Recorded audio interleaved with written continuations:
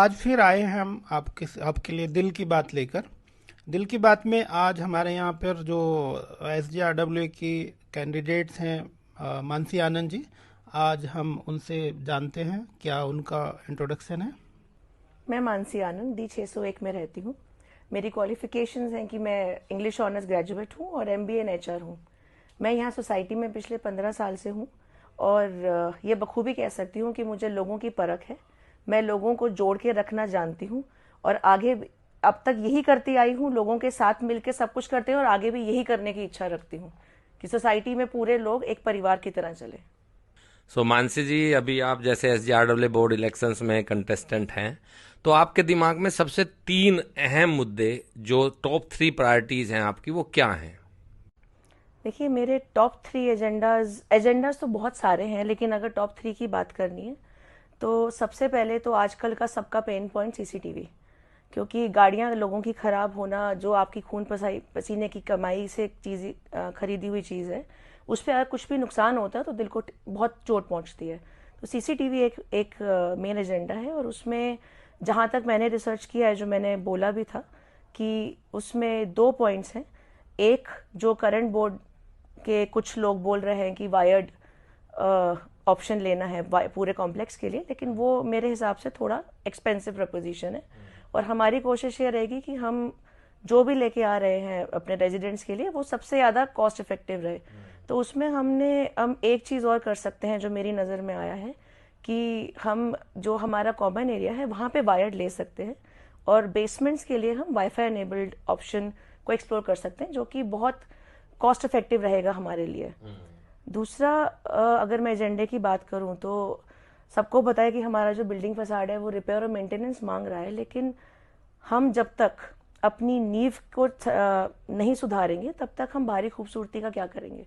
हमारी बेसमेंट जिस हालत में है, बहुत ज़रूरी है कि वो बेसमेंट्स की रख रखाव हो, साफ सफाई हो, वहाँ पे हाइजीन लेवल्स को मेंटेन किया जाए। अभी कहीं पानी भरा रहता है, कहीं मलबा पड़ा है, वो सब देखना बहुत ज़रूरी है।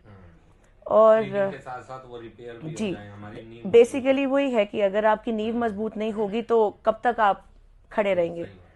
तो और ये पूरी दुनिया सबको पता है कि मैं एक बहुत ही एंथुजियास्ट बोल सकते हैं पेट लवर हूँ और यहाँ पे मेरे को बहुत दुख होता है देख के कि लोगों को एजुकेशन का अभाव है।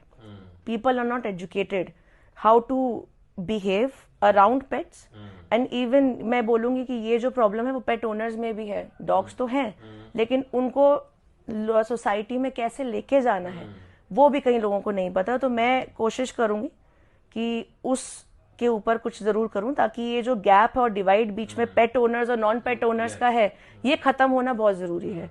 दूसरा, जो ये पेट्स के रिलीविंग का जो प्रॉब्लम है उसके लिए सोल्यूशन बहुत जरूरी है। घर हमारा ही अल्टीमेटली गंदा होता है। मानसी जी, जैसे कि आपने अपनी क्वालिफिकेशन भी बताई और आपने, ये तो वैसे जग जाहिर है पेट लव तो आपका, उसमें कोई ऐसी बात नहीं है।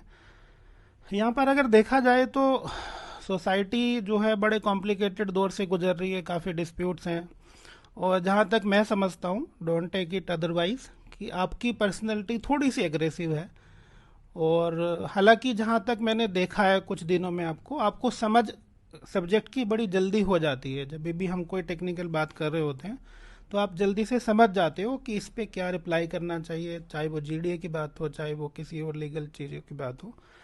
तो इसमें 2 चीज़ें हैं कि भाई, एक यहाँ पर क्योंकि ये पब्लिक डीलिंग वाली जॉब है, जॉब तो क्या कहेंगे, सर्विस सेवा है, तो इसमें थोड़ा सा अपने आप को कंट्रोल रखना, काम रखना बहुत ज़रूरी है। जो मेरा अपना एक्सपीरियंस है, मैंने बहुत इस चीज़ को लेके चला हूँ।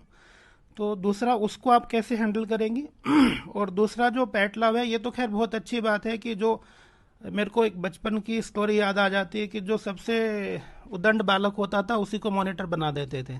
तो पेट लव में तो वो वाली कहानी फिट होती है आपके केस में। तो मेन मुद्दा जो है वो एग्रेसिव वाला ही है, उसमें आप कैसे हैंडल करेंगे और कैसे मैनेज करेंगे, उस पर हम थोड़ा सा जानना चाहते हैं। सैनी जी, आपने सवाल बहुत अच्छा किया और मुझे लगता है इसका जवाब मेरे को देना बहुत ज़रूरी है इस वक्त। देखिए, बहुत फाइन लाइन होती है अग्रेशन और ट्रुथ में, और अगर हम बात करें कि मैं अग्रेसिव लोगों को लगती हूँ तो उसके पीछे जो मेरी समझ है कि मैं हमेशा सच को बोलने में और अपनी आवाज़ आगे रखने में विश्वास रखती हूँ। और देखिए, ऐसा होता है कि जब आप एक मीटिंग में होते हैं जहाँ पे इतने लोग होते हैं, जहाँ इतना शोर शराबा होता है, वहाँ पे अगर आपने अपनी बात आगे रखनी है इतने शोर में, तो आपको आवाज़ देखिए थोड़ी सी ऊंची तो करनी पड़ेगी। और बीइंग अ वुमन शायद ये हमें बहुत times, maximum of the times मेरे अगेंस्ट जाता है। और मुझे ये भी लगता है कि चूंकि मैं एक औरत हूँ और ऑब्वियसली मैं एक स्ट्रांग वॉइस और स्ट्रांग ओपिनियन रखती हूँ, तो शायद लोग मेरे को अग्रेसिव परसीव कर लेते हैं। लेकिन जो मेरे को जानते हैं, जो मेरा क्लोज सर्कल है, अगर आप उनसे बात करेंगे तो मैं एकदम इसके ऑपोजिट हूँ। और अब अगर अब बोलने पे आए तो इसका सबसे बड़ा इसका साक्ष्य यही है कि जो आज हम लोग एक ही प्लेटफॉर्म पे बैठे हैं, आमने सामने बैठे हैं, जो कभी हम लोग एकदम एक दूसरे के ऑपोजिट होते थे, बिल्कुल, और आज हम लोग एक ही प्लेटफॉर्म पे बैठे हैं, सामने बैठे हैं। अगेन ये इसका ही वो है कि जो भी आप बोलेंगे, अग्रेशन है नहीं है, ये सब टाइम के साथ आता है, सिचुएशन के साथ आता है कि सिचुएशन आपके सामने क्या है। जी जी। सो वीवर्स, आज के कार्यक्रम में आपने SGRW board contestant Mansi Anand ji को सुना और उम्मीद है कि आपको इनके विचार पसंद आए होंगे। आने वाले इलेक्शन में 7 मई को आप सभी लोग अपने विवेक का इस्तेमाल कर सभी कैंडिडेट्स के विचार सुन करके सोसाइटी हित में निर्णय ले। आपका बहुत बहुत धन्यवाद। नमस्कार।